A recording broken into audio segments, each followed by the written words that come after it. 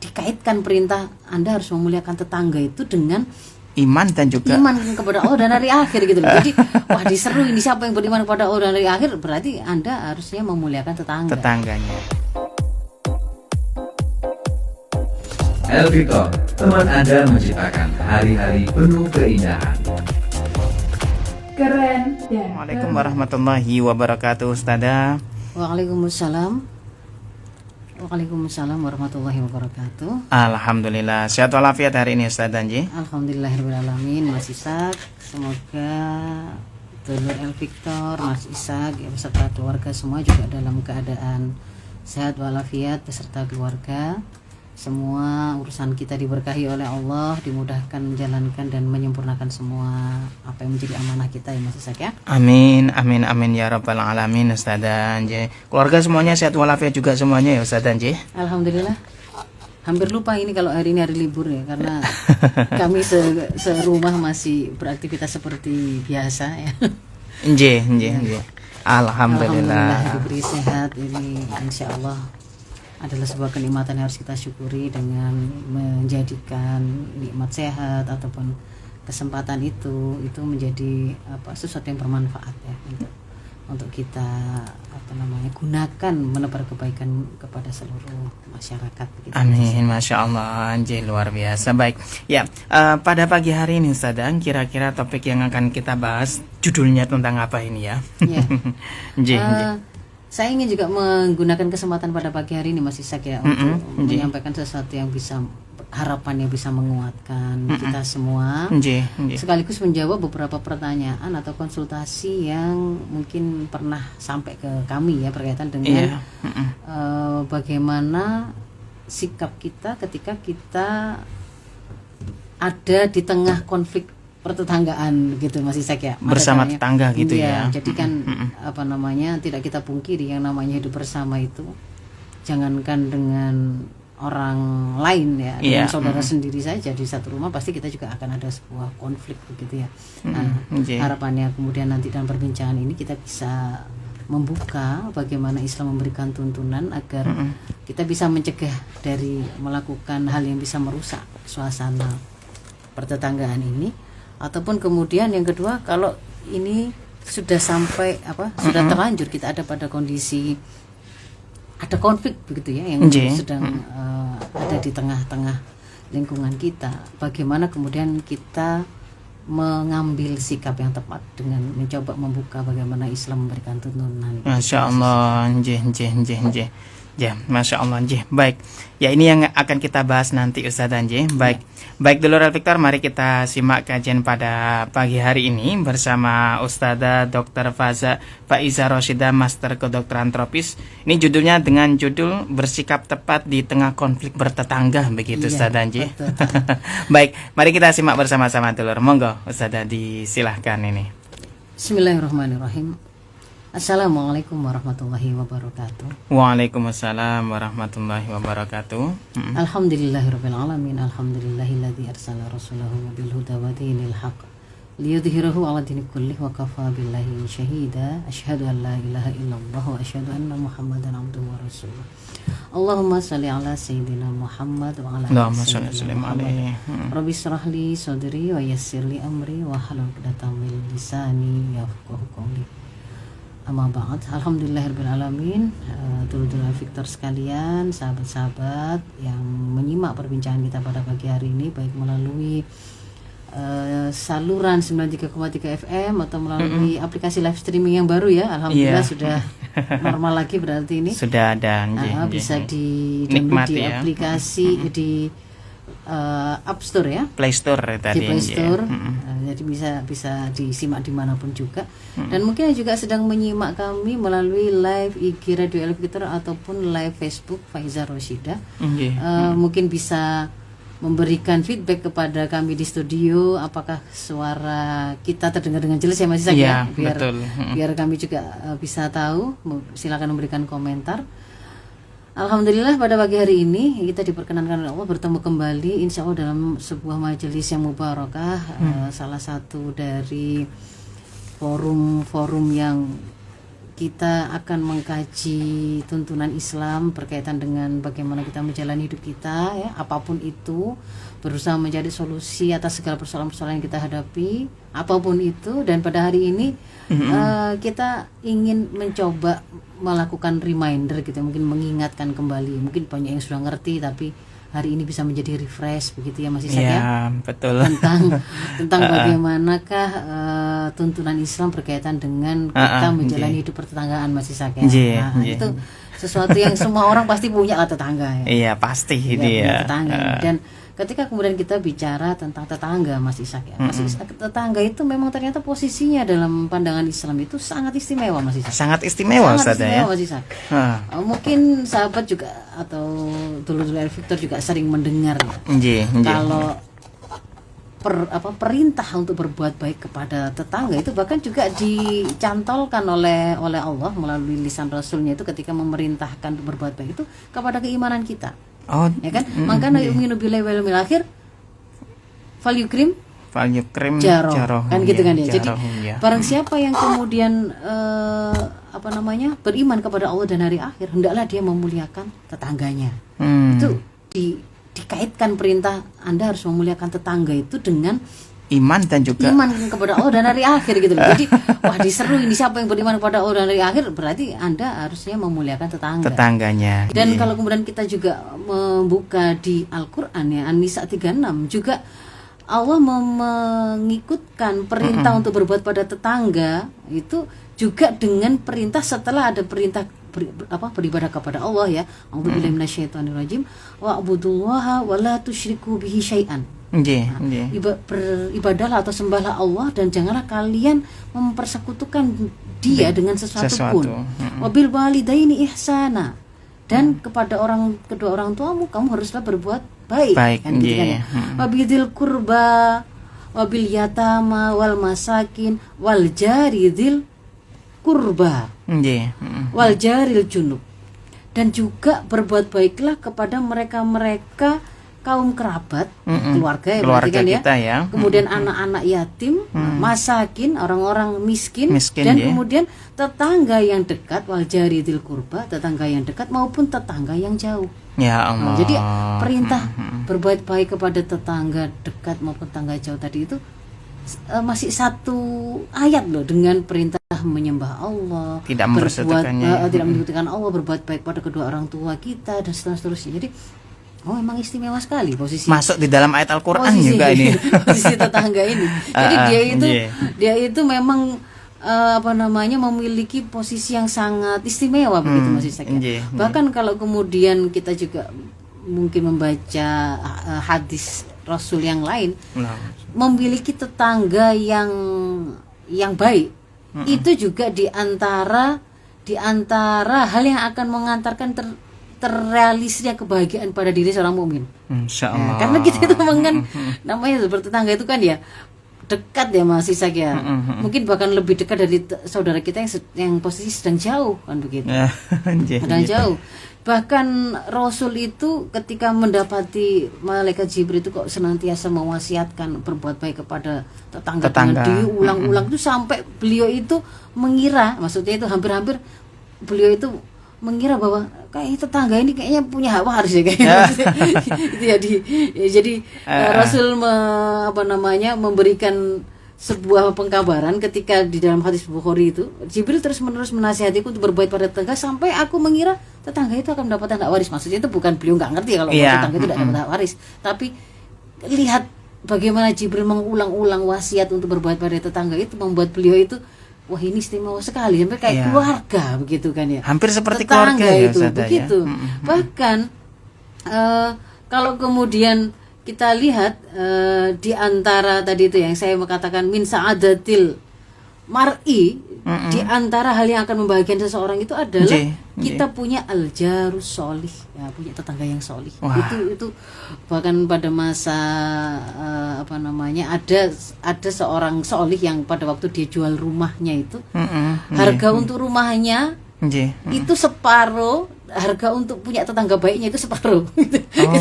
Kenapa? Karena dia memposisikan memiliki tetangga yang solid dan baik itu sebuah kenikmatan yang luar biasa begitu loh. Jadi sampai kemudian dia menghitungnya itu sebagai sebuah kenikmatan yang kalau dia itu jual rumahnya itu sebenarnya dia juga menjual sebuah kebaikan yang banyak begitu. Tetangga yang solih bukan julid ya Ustaz. Bukan yang julid ya. Nah, kemudian berkaitan dengan tetangga ini juga diberikan tuntunan oleh Islam bahwa untuk urusan pertetanggaan ini itu tidak memandang muslim dan muslim masih saja. Jadi memang tetangga itu ada yang memiliki hak sebagai tetangga meskipun dia non muslim begitu. Walaupun non muslim Jadi kalau di dalam Ihya Ulumuddin itu Imam Ghazali pernah mengatakan, ketahuilah bahwa hak tetangga itu tetap wajib ditunaikan meskipun dia itu non muslim, fasik atau musuh itu ketika dia itu tetangga gitu ya. Itu dan pada saat yang sama menyakiti para tetangga ini itu ada dalam kondisi yang sangat terlarang dalam pandangan Islam. Tidak diperbolehkan gitu ya Ustaz. Di dalam hadis riwayat Bukhari Muslim itu sampai Rasul itu bersumpah 3 kali ya. Wallahi la yu'min, wallahi la yu'min, wallahi la yu'min. Demi Allah, sungguh demi Allah, tidaklah beriman, tidaklah beriman. Sampai kemudian para sahabat berkata, "Gila, man ya Rasulullah, siapa maksudnya ya Rasulullah yang tidak beriman itu?" Lalu Rasul menjawab, qala alladzi la ya'manu jaruhu bawa'iqah. Orang yang tetangganya itu tidak merasa aman dari gangguannya. Itu adalah orang yang tidak dikatakan Rasul tidak beriman begitu ya. Di dalam hadis riwayat Bukhari Muslim. Masya Allah, sampai sebegitunya ya Rasulullah kita ya. Kemudian kita itu membuat tetangga kita nggak enak, nggak gitu. Merasa aman apa itu dari kejahatan lisan maupun dari kejahatan tangannya ya. Maka itu taruhannya itu iman kita. Iman gitu, ya maksudnya. Iya, iman kita. Berarti tetangga-tetangga yang rasan-rasan itu berarti nggak punya iman gitu ya? Bukan. Kalau bahasa di sini ketika dikatakan tidaklah beriman ya? Itu bukan kehilangan imannya, tetapi itu kamalil imannya. Kesempurnaan imannya itu berkurang gitu ya. Gitu. Jadi kayak misalkan mangkana yu'minu billahi wal yawmil akhir fal fal yukrim jaroh di situ itu bukan kalau berarti kalau dia belum bisa memuliakan tetangga berarti kehilangan imannya enggak, tapi kamalul imannya yang tidak terrealisasi sempurna ya. Masya Allah. Nah itu jadi kita yang pertama adalah kita sudah bisa mendudukkan ternyata memang tetangga itu pihak yang sangat istimewa sekali dan kita kemudian diperintahkan untuk berbaik baik kepada mereka kan begitu kan ya. Nah sekarang kita langsung masuk saja ke dalam bagaimana kemudian kalau kita akhirnya ya mau kita tentu saja nggak kita sengaja gitu ya, ternyata kita masuk dalam sebuah kondisi di mana terjadi konflik itu. Ada kalanya konflik itu hanya melibatkan orang tertentu dan orang tertentu, mungkin sama-sama tetangga kita kanan dan kiri misalnya begitu. ternyata kemudian kita ada di tengah-tengah konflik mereka, atau ada kalanya kemudian konflik itu melibatkan kumpulan dari pertetanggaan tadi, mungkin sempat misalkan sempat terbelah dalam beberapa grup atau kelompok kelompok yang kemudian ternyata saling membuat atmosfer pertetanggaan itu akhirnya memang menjadi lebih gelap begitu ya, terasa berpengaruh gitu ya. Bagaimana? Jadi yang pertama tentu saja Mas Ishak ya, ini selalu saya ulang-ulang untuk kemudian menjadi sebuah reminder bagi kita semua bahwa untuk bisa kita itu bersikap dengan tepat, melakukan amal dengan tepat, itu pasti membutuhkan tuntunan Mas Ishak, tuntunan yang benar. Maka kita sudah menyadari bahwa ketika kita ingin mendapatkan tuntunan apa yang seharusnya saya ambil untuk mengguide saya dalam rangka menjalankan seluruh aktivitas saya, konsekuensi iman kita mengatakan kita harus mengambil tuntunan dari syariah Islam kan gitu kan ya. Sering saya sebutkan itu di An-Nisa 65 ketika Allah berfirman di sana dengan sumpahnya yang keras bahwa tidak dikatakan beriman kita semua sampai kita hatta yuhaqqimuka fima syajara bainahum, itu kan ya sampai kita menjadikan Rasulullah Muhammad risalah yang dibawa oleh Muhammad itu sebagai hakim, sebagai pemutus, sebagai solusi atas segala persoalan yang kita perselisihkan. Lalu konsekuensi yang kedua dari keimanan kita kan tsumma la yajidu fi anfusihim kharajan mimma qadaita wa yusallimu taslima. Dan kalau kemudian kita sudah buka tuntunan Islam tadi, sudah ketemu jawabannya, begini tuntunannya, sami'na wa ata'na, kita tidak temukan keberatan pada diri kita. Itu namanya konsekuensi iman, itu memang ternyata mengharuskan kita menjalani hidup sesuai dengan tuntunan syariah Islam. Berarti merujuknya kepada Al-Quran dan juga hadis ini ya Ustaz ya. Jadi kunci pertama ketika kita menghadapi situasi ada konflik di tengah-tengah pertengahan kita itu adalah jangan sampai tidak punya lampu, gitu loh, tidak punya guidance, tidak punya petunjuk yang menuntun kita. Karena kalau tidak gitu Mas Ishak, pada waktu ada di tengah-tengah konflik itu info yang beredar dan narasi yang kemudian akan kita dengar itu bisa macam-macam, bisa saling menegasikan, bisa jadi versi A, versi C itu bisa membuat kita bingung. Nah, kalau kita tidak memiliki pegangan gitu ya, modal utama bersikap tepat itu adalah kita mengilmui tuntunan Islam itu. Kalau kemudian kita tidak pegang itu, kita akan bingung sebenarnya yang benar itu yang mana. Yang nyuruh boikot, misalkan nyuruh boikot kita pada tetangga itu, atau kemudian yang kemudian masih mengajak berteman di tetangga itu, misalnya begitu ya. Macam-macam nanti itu kita itu bisa mendengar itu sampai yang namanya seruan atau narasi itu bisa pada level-level kita diajak untuk menghukum secara sosial tetangga kita yang lain kan, gitu kan ya, mengucilkannya atau nah itu kalau kemudian kita itu salah dalam bersikap, bisa jadi kita malah jatuh pada melakukan kezaliman pada orang lain kan, gitu ya. Nah jadi di situ adalah pertama ilmuilah tuntunan Islam. Maka berarti kalau hari ini saya kok bingung ya Pak, buka tuntunan Islam di situ ya, cari gitu bagaimana kemudian Islam memberikan tuntunan tentang bagaimana menjalani hidup bergaul dalam pertanggaan, itu ada gitu. Jadi dengan itu kita akan tidak lagi mudah diombang-ambing. Kalau tidak ngerti, fas'alu ala dzikri in kuntum la ta'lamun, kalau kata Quran begitu. Kalau kita tidak ngerti, berarti mendekatlah kepada mereka-mereka yang memiliki ilmu, bertanyalah kepada mereka kalau kalian tidak tahu. Itu di An-Nahl 43 itu Allah berfirman seperti itu. Lalu yang kedua Mas Ishak ya, ketika kemudian ini ada sebuah konflik tadi, dua pihak atau lebih Pak, maka jangan mengambil kesimpulan apapun, jangan kemudian sudah menetapkan sikap apapun sebelum kita mendengar penjelasan versi dari kedua belah pihak. Oh, jadi kita kumpulkan dulu datanya ini ya. Iya, jadi kalau udah kita baru dengar salah satu saja gitu, meyakinkan itu orang itu masuk jahatnya luar biasa begini, kita maksud dari narasi itu tadi ketika mengajak kita bicara itu diajak untuk memusuhi tetangga yang itu tadi misalnya gitu ya. Maka jangan langsung percaya, apalagi kalau kemudian yang datang itu tadi itu orang yang juga tidak kita kenal kewaroannya, ke penjagaannya dia terkait dengan berusaha untuk tidak jatuh kepada hal yang haram gitu ya. Apalagi dia dikenal fasik misalkan, malah suka maksiat dan memang mudah sekali begitu rasan-rasan dan seterusnya. Nah, maka kayak begitu itu ya.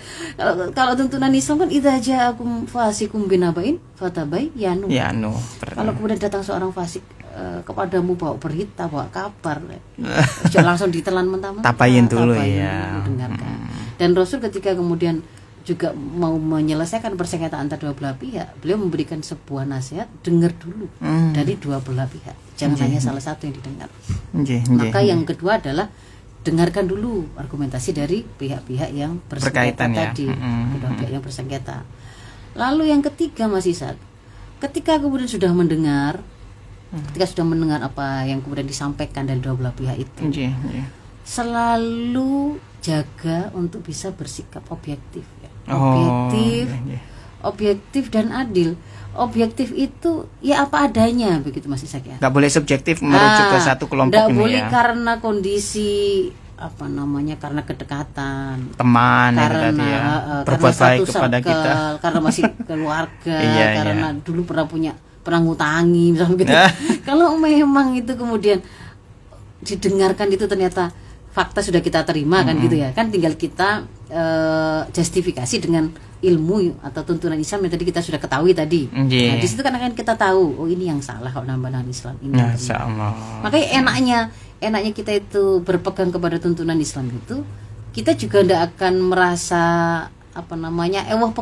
karena ketika kita kemudian menerangkan kenapa kok sikap kita itu seperti itu karena memang tuntunan Islam mengatakan begitu, gitu loh kan, bukan karena selera saya, bukan karena bisikan dari tetangga yang itu, tapi karena ini loh tuntunan. Ada tuntunannya gitu ya. Enaknya kan di situ. Kita tetap akan lebih mudah untuk kemudian bersikap dengan objektif dan adil itu ketika kita mengikuti apa yang ditentukan oleh Islam. Masya Allah. Nah, jadi itu bersikap objektif dan adil lah. Adil ya. Jangan sampai adil, jangan sampai nggak adil karena favoritas.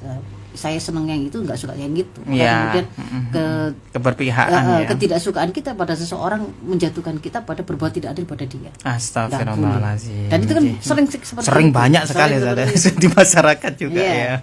Kalau di dalam Al-Maidah 8 itu Allah memerintahkan kita aidilu huwa aqrabu littaqwa. Berbuat baiklah, berbuat adillah kalian karena adil itu yang lebih dekat pada takwa. Gitu. Kalau kita ngaku orang bertakwa berarti harus adil ya. Gitu ya. Kemudian yang berikutnya, yang keempat, yang keempat, jangan mendolimi siapapun. Itu masih ada hubungannya dengan yang objektif tadi masih. Yang ketiga tadi ya. Ada kalian kan gini ya, misalkan ya, termasuk di antara objektif itu adalah ketika kita itu mendengar narasi propaganda, mungkin bahkan sebenarnya hasutan. Gitu. Itu dudukkan dengan tuntunan Islam tadi dan menggunakan pikiran waras atau akal sehat kita.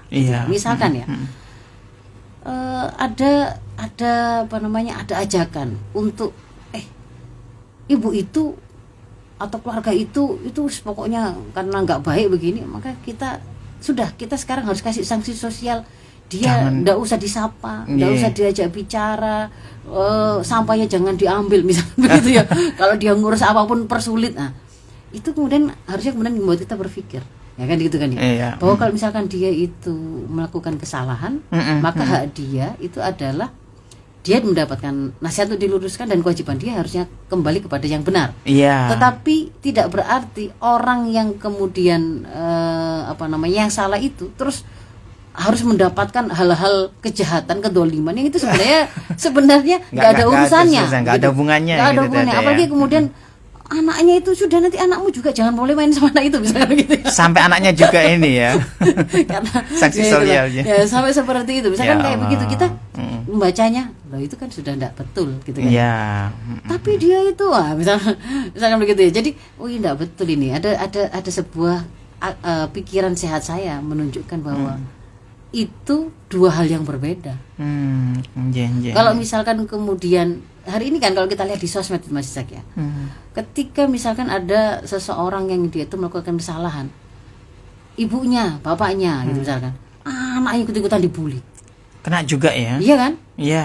Banyak itu anaknya ikut-ikutan dibully. Padahal nggak bersalah ya. Nggak bersalah. Lah itu namanya nggak bisa objektif dan nggak bisa berbuat adil, gitu. Termasuk kalau misalkan ada seruan misalkan kemudian karena misalkan ini yang tidak disukai ternyata adalah pejabat misalkan begitu ya, pejabat di kampung atau pejabat itu kemudian sudah biar dia itu jatuh dari kedudukannya, kita ndak usah bayar iuran ininya satpamnya misalkan di kampung itu. Lah satpamnya kan akal sehat kita kan harus berpikir begitu ya.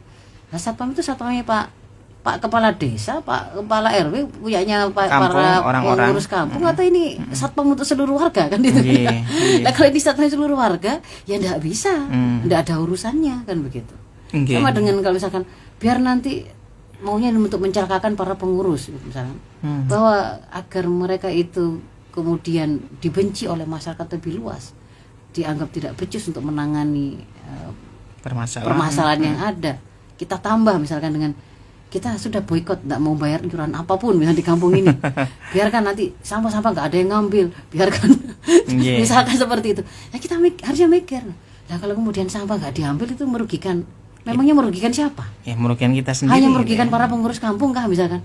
Kan? Kalau sampah kita tuh numpuk itu terus yang kemudian akan menjadi sumber penyakit itu kembali ke kita atau kemudian hanya orang-orang tertentu saja, kan begitu kan ya? Jadi itu bagian dari objektif sampai seperti itu gitu loh Mas Isan, gitu ya. Jadi nggak boleh kemudian sampai karena ini saya sudah karena tekanan si A atau sekelompok orang atau karena kemudian kita akhirnya tidak lagi bisa berbuat dan menilai sesuatu dengan objektif. Masya Allah. Ya, kemudian yang berikutnya tadi jangan mendolimi siapapun ini tadi ya.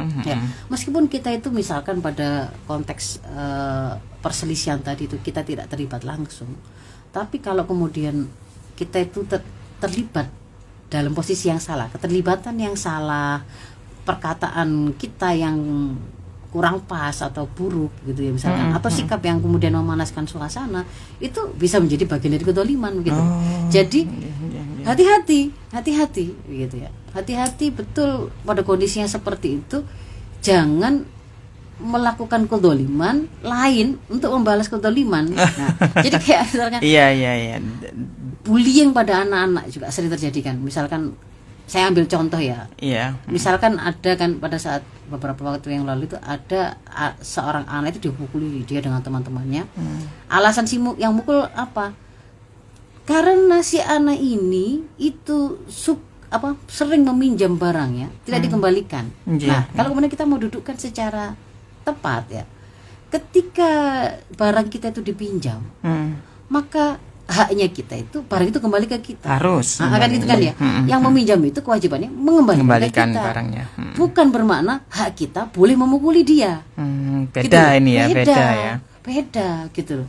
Jadi kalau kemudian ada tetangga kita utang gitu ya. Ya hak kita, utang kita dibayar. Tapi bukan hak kita untuk terus kita mengumbar aibnya. Wah, itu kalau di rumah itu bapak itu ternyata gak pernah sholat. Itu apa dulu, dulu, apalagi dulu zaman SMA itu satu SMA sama saya. Wah, itu gendaannya di mana misalkan gitu. Gak boleh gitu loh. Jadi kemana menjalar kemana-mana ya malah. Kita malah melakukan kedoliman begitu. Jadi jaga jangan mendolimi siapapun. Kemudian bagi pada kondisi di mana kita menemukan ternyata ini ada pihak yang salah, kan kemudian ada yang benar gitu kan ya. Maka supaya keadaan itu juga tetap ada pada kondisi yang kondusif, maka yang benar tadi, yang bersalah kita persuasif untuk kemudian bisa menyadari kesalahannya dan meminta maaf. Mereka yang ada pada kondisi benar itu kita persuasif juga, kita menjadi pihak yang persuasif untuk agar mereka itu berlapang dada untuk bisa memaafkan dan melupakan apa yang menjadi kesalahan tadi begitu. Jadi gak malah jadi orang yang ngompori gitu masih saya jadi orang yang malah ini tambah menjadi-jadi itu tadi ya. Jadi kita harus mengupayakan yang namanya terjadinya perdamaian. Itu yang berikutnya, upayakan terjadi perdamaian, islah. Jadi jangan malah senang ketika melihat sesama kaum muslimin, sesama tetangga dekat itu terus gontok-gontokan, saling bersuara tinggi, eker itu tadi,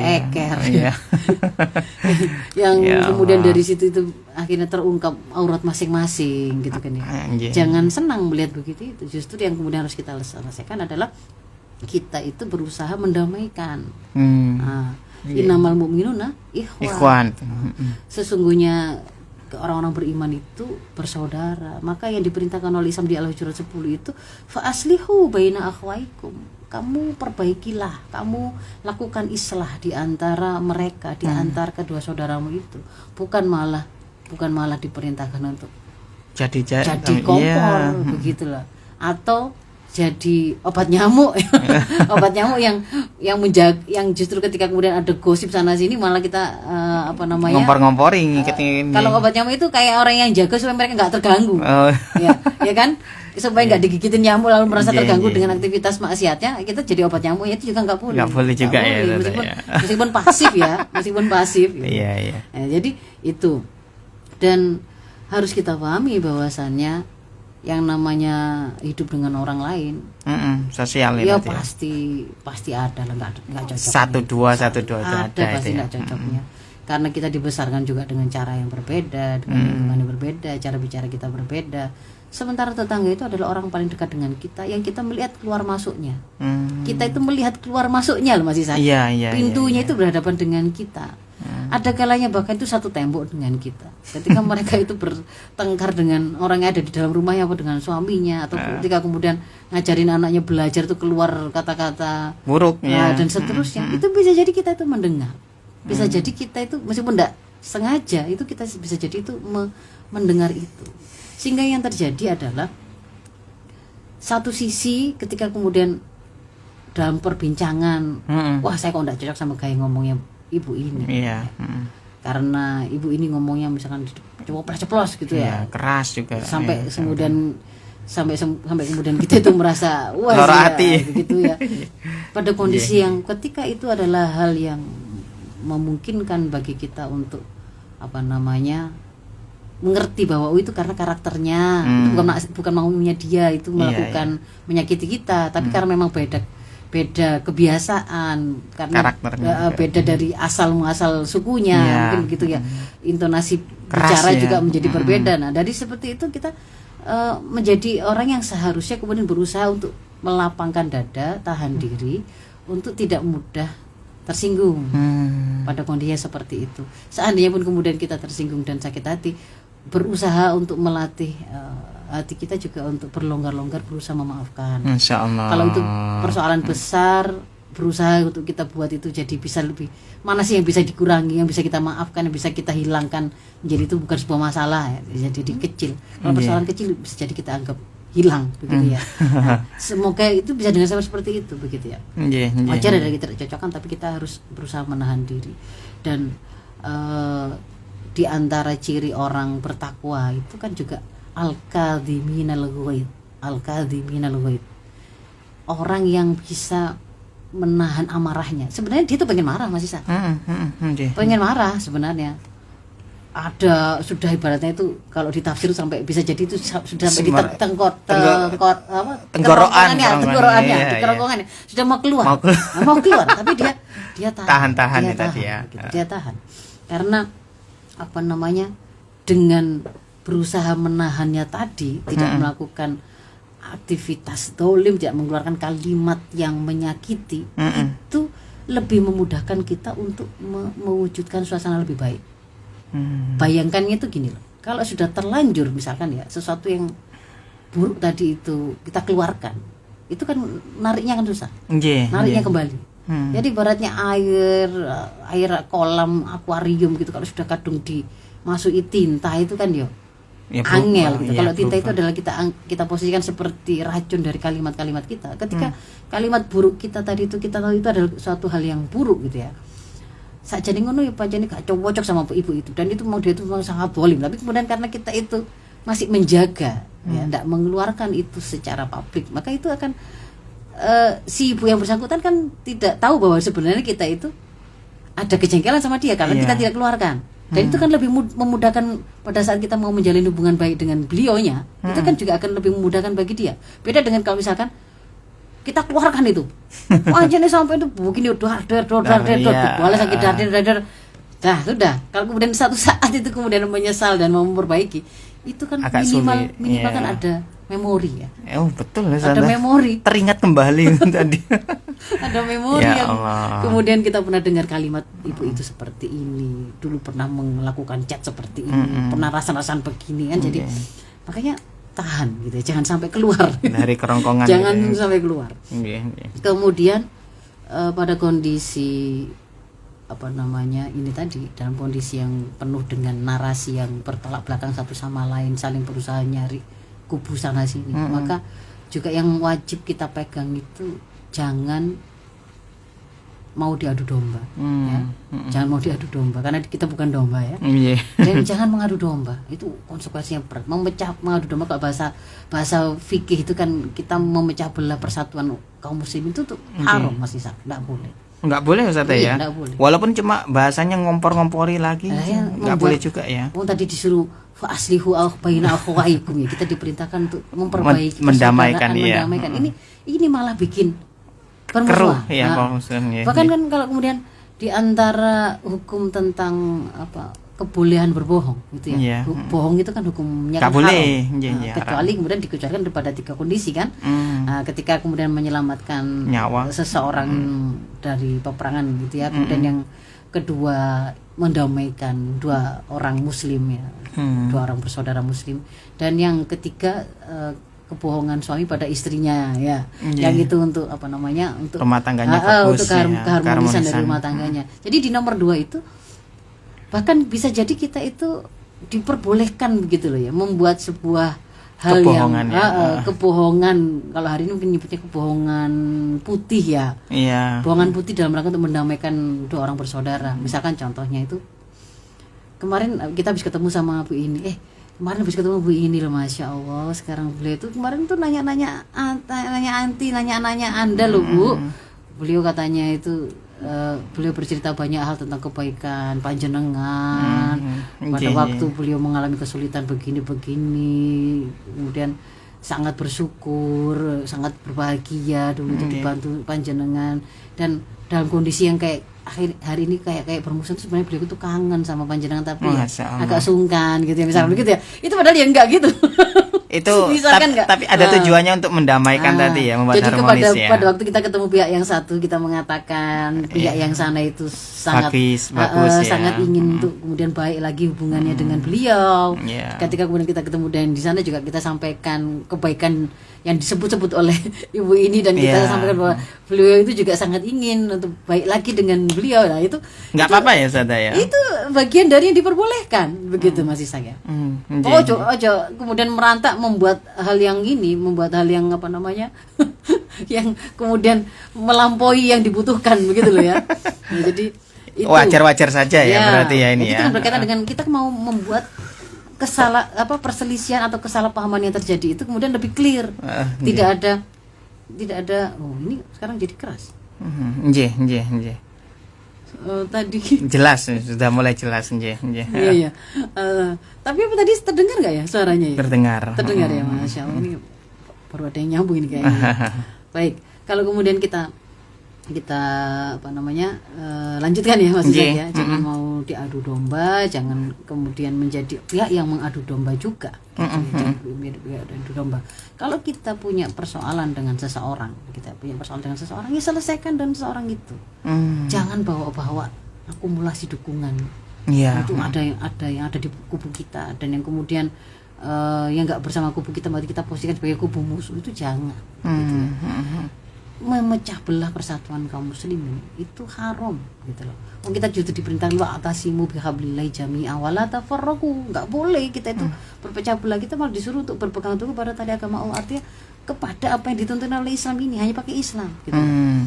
Jadi jangan kemudian malah karena kemaslahatan, karena kepentingan gitu ya, karena favoribilitas itu tadi ya, suka tidak suka, itu membuat kita mengobrak-abrik keharmonisan dan persatuan dari kaum muslimin ini, umat ini, itu jangan. Masya Allah, baik. Ustazah, ini juga masuk beberapa pertanyaan. Ada dari Instagram juga dari WA. Kita bacakan dari Instagram dulu Ustazah.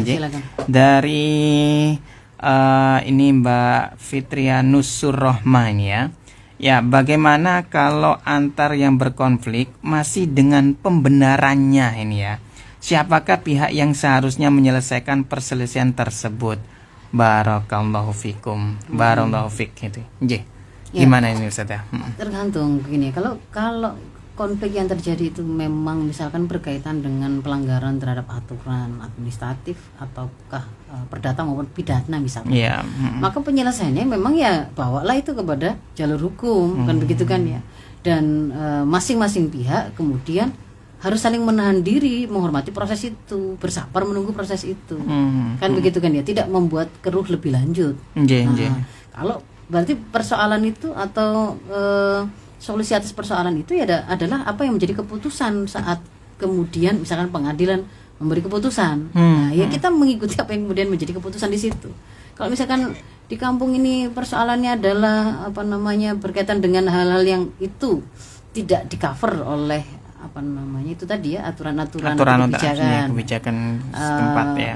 Dalam hal ini misalkan itu tadi ya, ada ketersinggungan sebenarnya, hanya ketersinggungan dari omongan satu dua orang, sebenarnya konflik awalnya 1-2 orang karena persoalan ketersinggungan atau kesalahpahaman yang itu kemudian bisa kita satu sisi redam untuk semakin meluasnya keburukan dan pengaruh keburukan yang ada. Yang bersangkutan pun kemudian juga memungkinkan untuk kita berbicara dengan baik-baik dan bisa menjernihkan ke kesalahannya atau kesalahpahaman yang terjadi. Itu yang harus kemudian kita lakukan. Nah, cuman titik tekanan tadi benar-benar saya sampaikan di depan tadi itu supaya nggak bingung gitu ya. Yang menjadi pemutus, yang menjadi penentu ini benar salah baik buruk itu jangan mau kita bukan apa kata kita atau tetangga kita yang sedang berkonflik A dan B, tetapi kita sama-sama dudukkan bagaimana Islam mendudukkan persoalan itu, begitu loh. Jadi ketika kemudian sudah kita dudukkan, kelihatan kan di situ sebenarnya benar yang mana, salah yang mana. Semuanya ya. Maka kalau kemudian seperti itu ya berarti semua pihak itu ya katanya mukmin. Kalau mukmin tadi samina wa ta'na. Ketika sudah diputuskan katanya tidak ada kita temukan pada diri kita, pada hati mereka itu keberatan sedikit pun dengan keputusan dari yang disampaikan oleh Islam di An-Nisa 65 tadi, maka berarti ya begitu, tunduk begitu. Jangan malah memperpanjang. Kayak misalkan ada ajakan untuk jangan bayar ini tadi satpam tadi, misalkan iuran satpam, atau biarin nggak usah bayar iuran sampah atau iuran apapun lah itu ya, misalnya gitu ya, yang ada di kampung itu. Kita dudukkan lah. Kalau kemudian kita itu menggaji orang menjadi pegawai kita, itu tuntunan Islam bagaimana? Bahkan diperintahkan untuk membayarkan haknya. Iya, sebelum kemudian keringatnya tadi itu kering. Dia sudah kerja kok, itu haknya dia, kok kemudian malah kita tahan. Berarti malah keliru kalau seperti itu. Dolim termasuk itu. Dolim seperti itu. Malah kita diperintahkan untuk bersegera sebelum keringatnya kering kan begitu. Kok malah ini kita menahan misalkan. Berarti ajakan itu kalau kita dudukkan dengan tuntunan Islam ya tidak boleh kita taati gitu ya. Meskipun itu tapi itu seruannya yang di kubu yang paling dekat dengan saya, ininya pertetanggaan rumahnya misalkan gitu ya. Nggak melihat itu. Makanya tadi kan benar-benar ditekankan di depan itu supaya gak bingung. Memang ilmuilah tuntunan Islam. Setelah itu fahami, dengarkan baik-baik faktanya itu seperti apa objektifnya, supaya ndak keliru masuk ke dalam jebakan narasi orang katanya begitu loh ya. Perlu saya dudukkan, tabayun, cari tahu, dengar dua belah pihak. Kalau kemudian sudah, kan tinggal didudukkan saja bagaimana Islam memandang fakta yang sudah kita dengar tadi. Kalau benar kita katakan benar, kalau salah kita katakan salah. Kalau misalkan ini persoalannya ini melibatkan tokoh yang dihormati di kampung gitu, dia itu sangat berjasa di kampung kita ini, bahwa dia itu pernah membuat kita itu punya, akhirnya memiliki banyak fasilitas di kampung kita begini-begini, ya kita tetap dudukkan bahwa kebaikan beliau itu adalah amal soleh dan akan tetap ada catatan di Allah sebagai kebaikan. Tetapi ketika kemudian beliau mengatakan atau menyerukan untuk memboikot membayar yang menjadi kewajiban kita sebagai warga dalam rangka untuk misalkan itu tadi ya, karena ada kepentingan untuk pengurus yang ini memang tidak disukai misalnya begitu ya, itu kan kita dudukkan enggak betul bahwa beliau ini adalah orang yang sangat berjasa. Iya, itu adalah kita sangat bersyukur dan berterima kasih. Iya, itu akan tetap tercatat sebagai kebaikan di sisi Allah. Iya, dan akan bisa diambil alih atau pahala yang direbut oleh orang kan tidak bisa itu. Iya. Begitu ya. Jadi itu tetap begitu loh. Tetapi ketika kemudian apa yang dikatakan oleh beliau ini misalkan enggak betul, ya tetap kita katakan enggak betul. Enggak boleh kemudian tapi kan itu berjasa, yang ini orang biasa tidak pernah berjasa gitu misalnya. Ya enggak boleh. Enggak boleh ada keberpihakan itu tadi ya. Ada tadi yang nomor berapa tadi? Jangan dolim. Iya, nomor 4 tadi. Harus adil. Tidak boleh karena favorabilitas kita merasa lebih cocok dengan ini, lebih dekat dengan ini. Padahal sebenarnya orang yang kita diajak memusuhi itu tidak salah. Ya kita tetap enggak bisa kemudian mengatakan seperti itu gitu ya. Harus berusaha adil. Ya itu. Ya jadi supaya kalau kemudian nggak pakai tuntunan Islam nggak akan selesai. Ya. Akan kekeh masing-masing dengan egonya masing-masing dan argumentasi masing-masing, pembenarannya masing-masing. Sebenarnya pembenaran itu kan nggak sama dengan kebenaran, Mas Isa. Beda. Kalau versi ya. Kalau versi yang pembenaran nggak usah bayar iuran apapun itu bisa dianggap sebagai kebenaran loh. Iya. Kan begitu ya. Tapi ketika kemudian kita dudukkan dalam pandangan Islam, lah kalau kemudian kita itu malah nggak bayar iuran sampah, kita nggak bayar iuran satpam, kita nggak, misalkan begitu, lalu kemudian sampah itu terus nggak ada yang ngurusin, nggak ada yang ngambil, itu malah jadi kebaikan apa enggak? Kan bisa didudukkan, akhirnya bisa ketemu kan? Berarti itu bukan sebuah hal yang harus saya ikuti, meskipun circle saya itu, gitu loh. Kita harus berani mengatakan yang benar itu, meskipun di tengah-tengah mereka yang suaranya lebih banyak mengajak kita untuk tidak benar. Kadang-kadang pembenaran ini banyak suaranya jadi kebenaran ini Ustaz Anje. Ya. Seperti itu ya. Kadang-kadang itu sampai kita itu diajak atau disuruh untuk mendolimi tangga itu sampai pada itu apa? Sudah, nanti pokoknya itu kita boikot, kita soliter kita. Iya. Karena dipikir-pikir ya, kemudian dipikir-pikir dengan objektif. Lah ya dia itu beli rumah di situ ya beli sendiri gitu kan ya. Kita yang aneh. Semua kewajiban yang kemudian dia penuhi sebagai warga di sini ya dipenuhi. Nah, terus kemudian kita memposisikan kayak kita itu juragannya saja atau kemudian siapa kan Nah, kan begitu mungkin, kan gitu. Jadi nggih. kalau kemudian didudukkan dengan objektif akan ketemu begitu loh Mas Ishak ya. Nggih, baik. Ya, itu tadi ya. Terima kasih Bu Mbak Fitri tadi ya. Baik. Selanjutnya ini juga ada dari Bu Nani ini ya. Assalamualaikum Ustazah dan Mas Ishak. Saya pernah difitnah orang ya. Tetangga saya Ustazah, tapi sudah dibalas Allah lebih pedih dari saya. Tetapi ya saya baiki saja Ustazah, dan orangnya kalau punya hajat ya pinjam piring, sendok saya ya. Dan saya jangan pernah didolimi juga, tapi lain orang. Sampai pernah menangis ke Allah. Sebenarnya saya kalau ingat ya terkadang sakit di hati saya Ustazah, tapi juga saya baiki saja. Orangnya juga kalau punya hajat pinjam piring juga, sendok itu tadi. Nah ini mungkin cerita ini ya. Tetapi kalau misalkan boleh nggak kita ini Ustazah bilangin tadi, kan biasanya kalau tetangga kita dibalas oleh Allah, rasa no kan gitu kan ada. Kalau meskipun nggak terungkap dari tenggorokan kita atau mulut kita itu tadi, di hati itu ada gitu loh. Itu gimana ya Ustazah? Itu diantara yang kemudian hal lain ya yang kemudian harus kita tahan ya. Harus tahan juga ini. Harus kita tahan itu adalah ketika kemudian kita itu tidak cocok dengan satu pihak gitu ya. Jangan kemudian sok pede ketika yang kita anggap musuh tadi itu kemudian mengalami ketidakberuntungan. Itu tuh wah itu kualat sama saya. Sering itu ya. Kemarin tuh sakit itu karena apa? Itu karena kualat sama saya. Sampai meninggal karena kualat sama saya. Itu sok tahu. Kalau kita dudukan pada tuntunan Islam, yang mendatangkan kematian siapa? Mendatangkan ajal siapa? Allah. Al-Muhyi, Al-Mumit itu Allah. Begitu. Jadi bahwa kalau kemudian kedoliman itu akan ada balasannya, iya. Kita paham itu. Tetapi apakah kemudian sesuatu yang menimpa keburukan pada orang lain yang telah mendolimi kita itu pasti kemudian itu karena apa namanya doa kita? Bahwa kita juga yakin loh, kita juga paham bahwa doa orang yang mazlumin gitu ya, orang yang terdolimi itu tidak ada hijab kan dengan Allah. Artinya kan memang akan diijabah. Tetapi jangan kemudian terkeluarkan lisan dari kita sesuatu yang sebenarnya itu gaib bagi kita. Ya Allah. Gaib gitu kan. Sebenarnya kita enggak tahu kan, enggak meyakini kan? Enggak yakin toh. Tapi kan paling juga, tapi itu kalau paling sudah jangan terlontarkan. Kalau mau tersimpan dalam hatimu ya enggak apa-apa, aman-aman saja. Begitu dikeluarkan itu akan membuat berarti kemarin itu doakan sampai mati tonggone berarti kan bisa jadi begitu kan ya. Misalkan gitu ya. Ternyata saking kepingin kualat itu didongakno sampai kayak gitu lah. Karena dikeluarkan begitu tuh akhirnya bisa jadi satu sisi mengungkap aib, mengungkap aib lagi deh tetangganya ya. Enggak boleh Ustazah ya. Jadi jangan. Nah, justru termasuk di antaranya tadi yang saya juga belum sampaikan lebih lanjut Mas Ishak ya.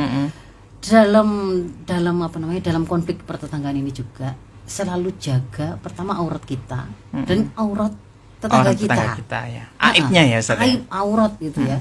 Karena kita adalah orang yang paling dekat dengan mereka ya. Kita tahu keluar masuknya, kita bisa dengar teriakan-teriakannya pada anak atau suaminya kalau bertengkar atau apa, itu kita bisa dengar gitu loh. Maka kayak tuntunan dari Rasul kita itu kalau kita masuk ke rumah orang itu pulangnya itu keluar dari situ tuh bergayalah seperti orang yang buta dan tuli, nggak lihat apa-apa, nggak dengar apa-apa gitu loh. Jadi nggak waktu mendayu terus ketemu Masya Allah komputernya rumah itu cucian lumpuh kelihatan di sini. Ternyata waktu saya minta izin ke kamar mandi kemudian ngelewati masakannya cuma goreng tempe itu kemudian disampaikan sebagai sesuatu bahan rasan-rasan. Nggak boleh membuka aurat itu. Rasul mengatakan kalau kita itu menjaga aurat saudara kita, Allah akan jaga aurat kita. Ya Allah. Dan sebaliknya kalau kemudian kita itu membuka aurat saudara kita, akan Allah buka aurat itu bahkan dari kamarnya, maksudnya dari tempat yang paling rahasia dia. Kan kita sering lihat itu orang-orang yang kemudian mudah sekali mengungkap aurat orang itu kembali ke dirinya juga. Ternyata itu kemudian Allah ungkap. Ya, contohnya ada Presiden Macron. Ya. Macron Prancis itu. Nah, kan terungkap aibnya saat dia baru turun dari pesawat, baru dibuka pintunya oleh orang petugas buka pintu, kelihatan dia tuh sedang diprak-plok gitu sama oleh istrinya. tangan. Ternyata itu adalah tangan istrinya. Tidak disengaja. Apa yang kemudian cara Allah mengungkap rahasia dan aib kita itu dari balik kamar kita, dari balik rumah kita, yang paling private sekalipun itu bisa begitu. Insyaallah. Bayangkan kalau misalkan ya satu saat yang kita itu pernah ngechat di grup kah, ke personal kah, itu dengan kalimat-kalimat yang itu isinya itu sangat tidak layak. Seandainya kemudian tetangga yang kita rasani tadi itu kemudian bocor chat itu tadi, kita punya muka nggak untuk kemudian malunya luar biasa kan begitu kan ya.